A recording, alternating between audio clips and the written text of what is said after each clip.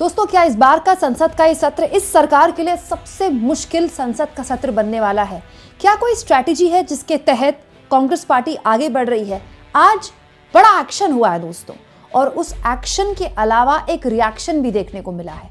अचानक से कांग्रेस पार्टी ने अपने सोशल मीडिया हैंडल से ये तस्वीर शेयर की जिसमें राहुल गांधी और प्रियंका गांधी मौजूद हैं लोकसभा अध्यक्ष ओम बिरला के दफ्तर के अंदर। ओम बिरला मुस्कुरा रहे हैं और राहुल और प्रियंका उनके सामने बैठे हुए हैं। ये मुलाकात क्यों की गई? आखिर राहुल और प्रियंका को ओम बिरला से मिलने क्यों जाना पड़ा? इसके बारे में कोई ना तो कांग्रेस पार्टी ने खबर शेयर की है, ना कांग्रेस पार्टी की तरफ से कोई आधिकारिक बयान आया है, क्योंकि अमूमन प्रियंका और राहुल गांधी दोस्तों जाते रहते हैं लोकसभा अध्यक्ष से मिलने।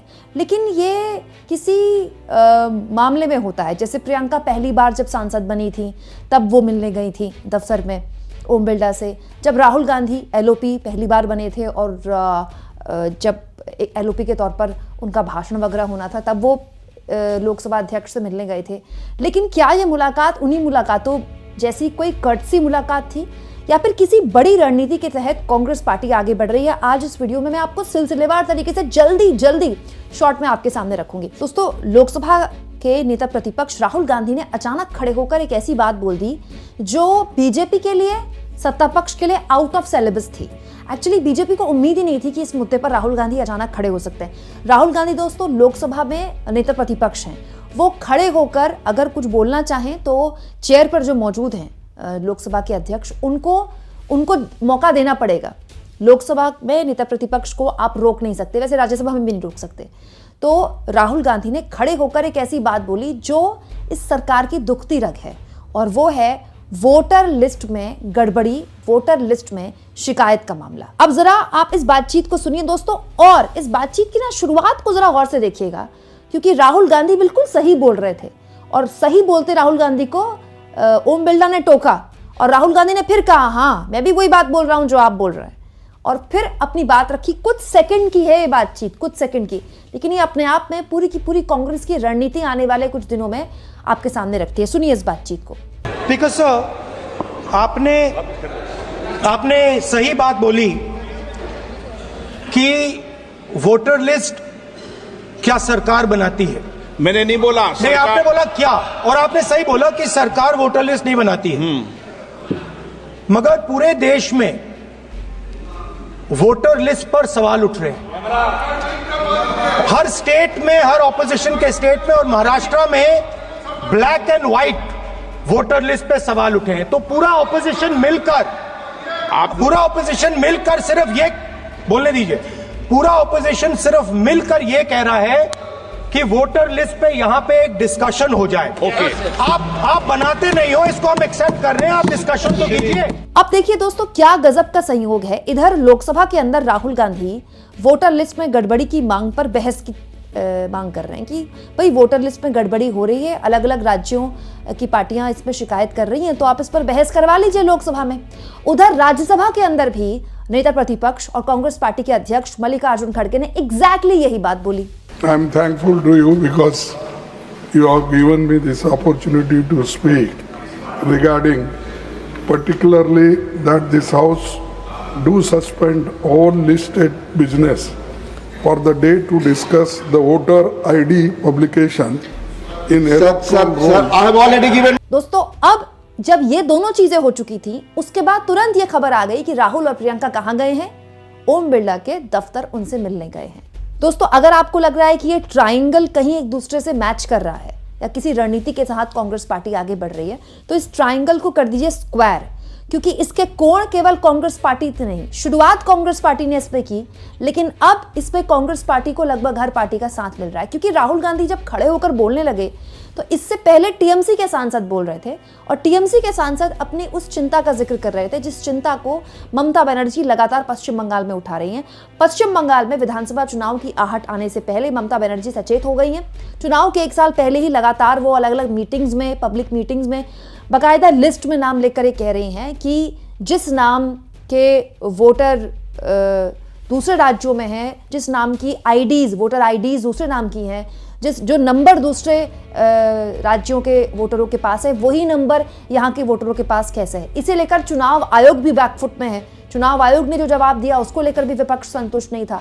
तो आप समझ लीजिए कि पश्चिम बंगाल की ममता बनर्जी इस मामले में राहुल गांधी के साथ हैं। संजय सिंह ने भी आज संसद में मामला उठाया।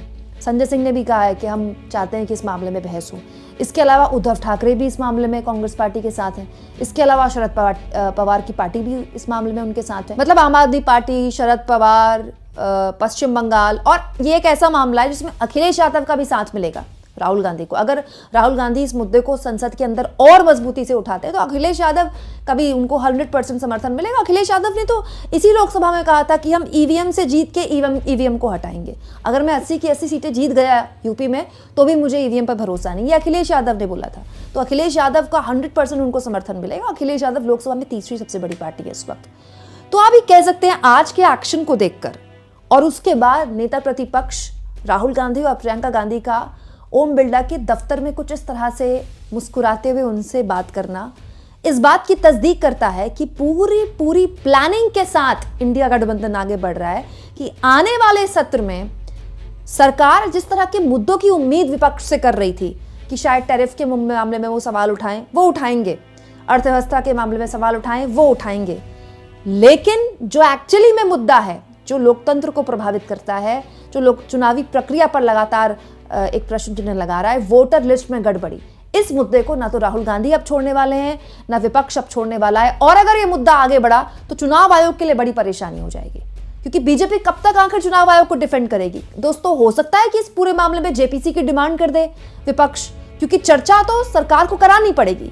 सरकार कैसे कह सकती है कि हम चर्चा नहीं कराएंगे, क्योंकि सरकार के हाथ में थोड़ी है वोटर लिस्ट बनाना। सरकार थोड़ी वोटर लिस्ट बनाती है, वोटर लिस्ट चुनाव आयोग बना देता है। तो चुनाव आयोग अगर कोई काम कर रहा है तो उसमें सदन पर चर्चा क्यों नहीं हो सकती। दोस्तों, अगर संसद में इस मामले में चर्चा हो गई तो फिर कहानी दूर तलक जाएगी, क्योंकि सिविल सोसाइटी भी इस मामले में बहुत कुछ कर रही है। एडीआर जैसे संस्थाएं कर रही है, महमूद पराचा जैसे वकील लगातार इस मामले में बोल रहे हैं, और हाल के दिनों में इस मामले में बहुत कुछ हुआ है।